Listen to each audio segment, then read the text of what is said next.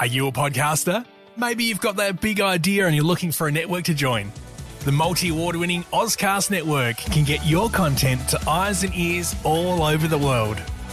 Join now for the first month free, and you could be featuring this sound at the beginning of your podcast. Ozcast. Simply head to ozcastnetwork.com for details. It's The In Show, Australia's only show dedicated to innovation from Adelaide, Australia and across the globe. Hi, this is Troy Sincock and David Grice talking innovation on The In Show, and today I am going solo. Troy's just abandoned me for the week, and we have got a lot of interesting things happening this week, and Claire has dug deep again to uncover some more extraordinary stories of innovation from around the world, including a story about how Apple are reinventing Siri. What else have you got for us, Claire?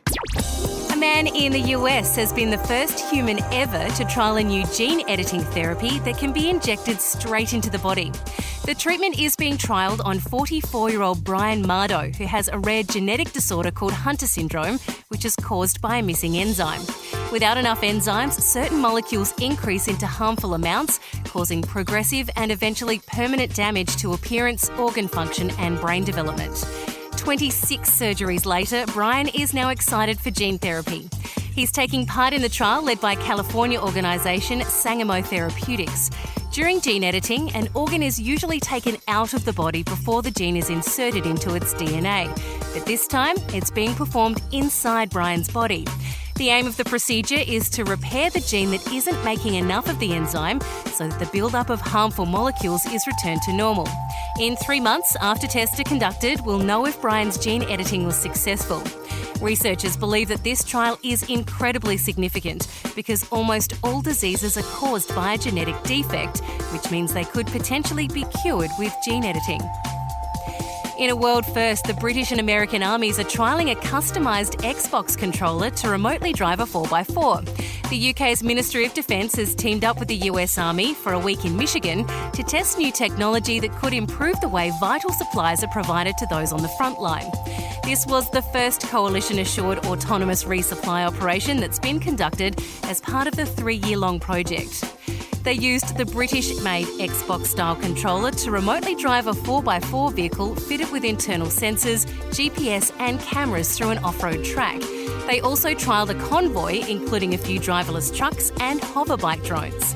The autonomous vehicles within the convoy used internal robotics to make choices about steering, speed and other driving functions. The Malloy Aeronautics hoverbike drone was controlled by a simple tablet controller and could carry over 100 kilograms of supplies.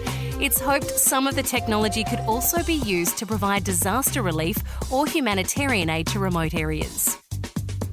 Tech giant Apple is on the hunt for an engineer with experience in the field of psychology to help Siri provide better answers to those asking for life advice. Often, people turn to Siri for guidance in the event of an emergency or if they're feeling down.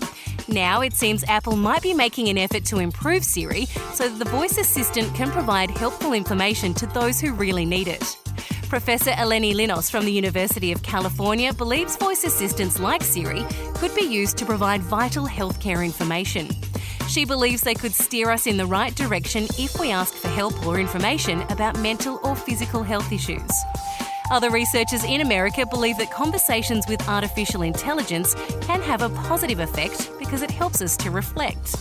Of course, there are issues with talking to an AI about sensitive health issues, like knowing whether your interactions are being recorded. Some sociologists think that recorded information about health-related matters should be safeguarded the same way medical records are. So, while voice assistants could be used to help people with health issues, there are ethical considerations. And that's what's in news this week.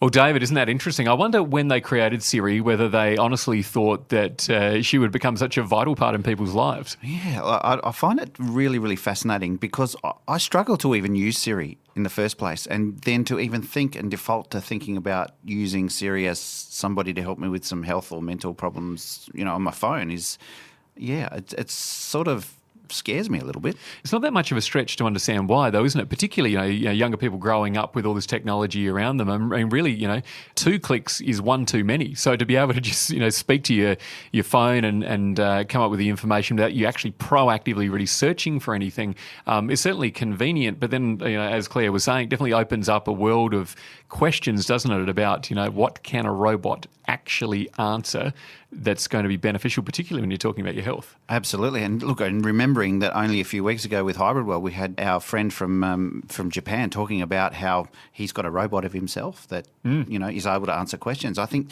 all it does is conjure up so many questions for me in terms of what is going to be the next when it comes to this? Because I fear that we're going to start to lose this human connection that we have with other people. And as a result, we become so reliant on our devices. So you think about relationships and marriage and everything else. Does that ever exist anymore? Because people have just got a phone that they can talk to. Yeah, I mean, the fact that movies are being made about, people having relationships with devices and that kind of thing, it's, it would have seemed far-fetched years ago, but now it really is the way of the world. And to consider what's next, as you said, I think, the concept of, when you use the word device or robot, both of those things are very different now to even what they were a year ago. How smart these robots are becoming. They're dangerously close to being human. They sure are. Yeah, they really, really are. It's David Grice and Troy Sinkai. Subscribe to the In Show podcast on iTunes. While you're there, rate us 5 stars. Tomorrow we'll catch up with Craig Swan, the co-founder of Loop Labs, who's been described as the Google Docs of the music world. The In Show News, brought to you by Adelaide Smart City Studio. Subscribe to the In Show podcast on iTunes.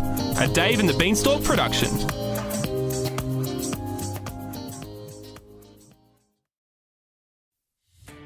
Are you a podcaster?